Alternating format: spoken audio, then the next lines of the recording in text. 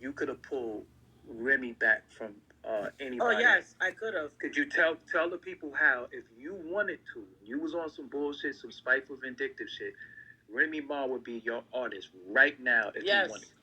Let the world know that. Well, what happened was that when Pun was starting his own label, Foundation Records, and he had Tony Sunshine and Remy Martin. I still even got the paperwork. You know what I'm saying? So he had them as to sign as an artist.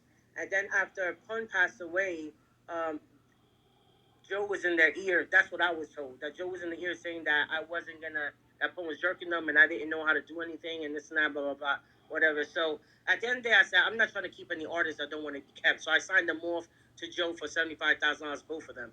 But according to the contract, that when they get signed to whatever deal, I was supposed to get a cut from that. You know what I'm saying? So we had did there was a time I forgot what year it was. It was like 2 years or a year before Remy was going through her court situation, the shooting situation. I had did a show with all the TS members. It was like the last show was in Gama, in that club Gama downtown. We had did a show, and then that's when I became. Shortly after that, that's when I became homeless. So I was going through my own shit. You know what I'm saying? So while I became homeless, that's when Remy was going through her court shit, and I didn't reach out because I was going through my own shit. Then one day it was like the week before, a few days before she got sentenced. Oh, she got the verdict or whatever happened. I had called her and I said, I called her and she had like a little attitude, which it was only right because I haven't kept in touch with her the whole time or whatever. And I told her, I said, oh, I'm sorry, I haven't kept in touch with you, blah blah blah. I said, I'm homeless with the kids, and her whole attitude changed. She's like, what? You homeless?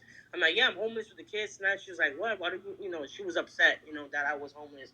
And then she said, didn't you get the $30,000 that I sent you? I said, what? She said, I said, what? I said, no, I ain't getting no $30,000. And she said, oh my gosh, I sent you the $30,000. I told Joe, I said, I got the deal. I think she got a $90,000 deal. And she told Joe to give me the $30,000 and that she got $60,000 back. And at that time, she wasn't really talking to me. You know what I'm saying? And I told her, I said, I'm sorry, Mama, to tell you, but I never got that money. I said, you was better off pulling up to the block and giving it to Star, the check, because I never got it.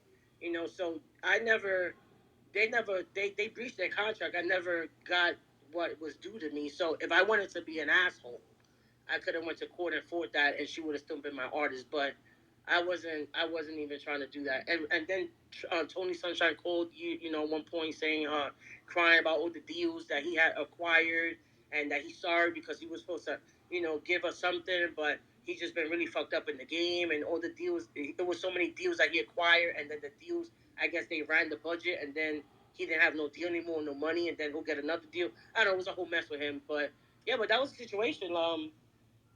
I don't know if she will ever admit it, but that was a conversation we had, and then that 2 3 days later.